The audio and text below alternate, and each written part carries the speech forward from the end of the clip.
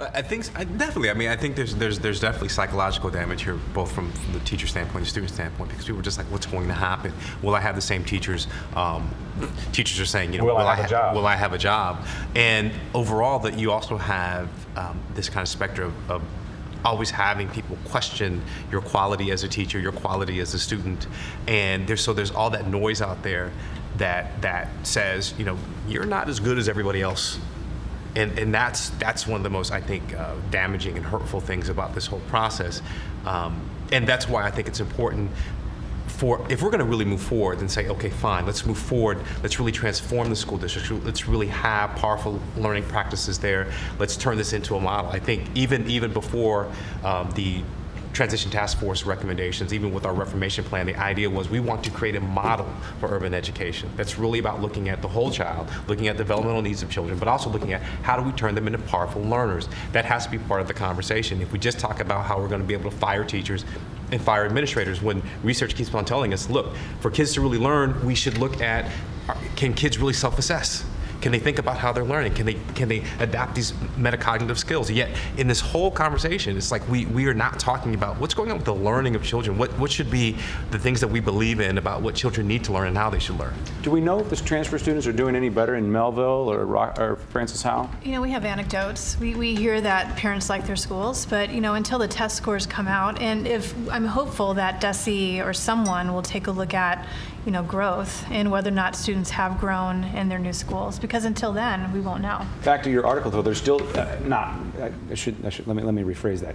There's the potential that some of the students are dealing with some of the same issues they were at home, even though they transferred. And you broke it down earlier that doesn't know school district boundaries. Sure. Well, just because you change schools doesn't mean that your home life is any better. It doesn't mean that you have a more supportive, adult network where you're coming from. It doesn't mean that you're having breakfast in the morning necessarily, but you could be in a classroom where you might have higher expectations. So, we'll just have to see. The jury's still out. We'll just have to see how the kids do. Sorry, I interrupted. Phil, let me ask you this, or Carol too. At this point in the school year, if Normandy has to lapse all its contracts and hire are there good teachers out there who don't have a job at this time of the school year? Or have they already left and found other jobs? No. I think it's going to be difficult. I mean, I think that's these are all the million-dollar questions here of how do you go out and how do we separate the wheat from the chaff? And we don't want to assume that every teacher in Normandy is an ineffective teacher. Right. And I think you have to be very, very careful, particularly at this time of year. And I don't know what that percentage is. Only people in the district who've been out there and really paying attention to this really understand that.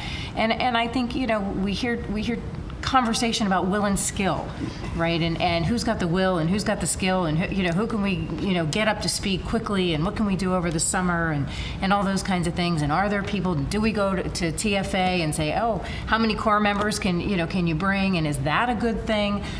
Because putting in a lot of first-year teachers who really have no experience at all, you got to be pretty strategic about that. You can't just fill a school district with people who are really just getting into this game. And then there are the resources you have to have in place. That's right. And but and at the end of the day, you're trying to do this and you're trying to develop a pipeline. I think what the reset does, though, is at least it allows you to be able to say, look, we've got some folks that really need to go, and you're able at least to make changes for whatever percentage that is, and go without a lot of the stuff that comes with trying to not have people who are really truly ineffective teachers in these schools. How important is it to bypass the local politics of the local school board to get stuff done in the way you want to get it done? It depends on the issue. But if we're talking about teachers, I think that the present board is about having excellent teachers. The present board, the elected board, right, that the present is serving elected today. board. Yeah. And what I would hope would happen with any kind of change in the next iteration of what that board looks like is that they really look at the assessments that have been done on teachers. I mean, we have some really wonderful teachers in the district, and they need to stay because they're connected to students and they're connected to the community. There are other teachers that I don't know if this is the best place for them, because Normandy is a district of heavy lifting. There are some extra things that you're going to need to do, and there are teachers that do that, and there are some teachers who feel challenged by that. So I think the flexibility that's going to come with the ability to say, let's really look at what's going on with the performance of teachers. I think that's going to be important. However, I really worry about this kind of broad brush that's been painted, that there's nothing going right in Normandy, and that's just not true. I mean, we had, some of our students that came back from school districts because they said, I need to feel connected, and what I experienced in this district or that district was no different than the teachers that I was, in front of in Normandy. So I think we have to be very careful about that. I think it's all about leadership. Leadership from the top down in a district or a business or anything like that. And the leadership has to take responsibility for removing teachers that aren't doing the job. Dr. McNichols told me in Jefferson City that he would have liked to have let a number of teachers go, but he was not able to do so because he wanted to keep Teach for America teachers in place. He had to let the Teach for America teachers go instead of the teachers who weren't performing because of the existing contract situation. Bottom of the totem pole. Yeah, that's right. Last in, first out. So what's happened now is better in that respect.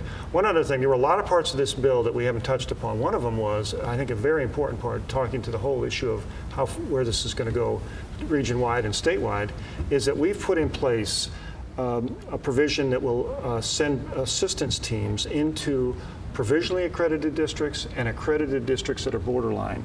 And the recommendations of those assistance teams have to be carried out in those districts for them to continue. So what we're trying to do is prevent other districts from becoming unaccredited in the state by turning them around while they're sliding downhill, getting them turned around and back up. But again, I think it boils down to leadership. We have good school buildings in Normandy and in Riverview Gardens. Why are those buildings operating well and the other ones not? It's all about leadership, and I've told Dr. Nicastro time and time again, why can't you replicate what's happening in those successful buildings in those districts throughout the rest of the school district? And that's the education establishment. That's not the legislature. That's the education establishment. People who are in the Missouri School Board Association, the School Administrators Association, the teachers unions, the State School Board, Department of Education. Those are the people, the professionals who are in this job who should be doing a better job in these districts. And it really falls on their shoulders to turn this around.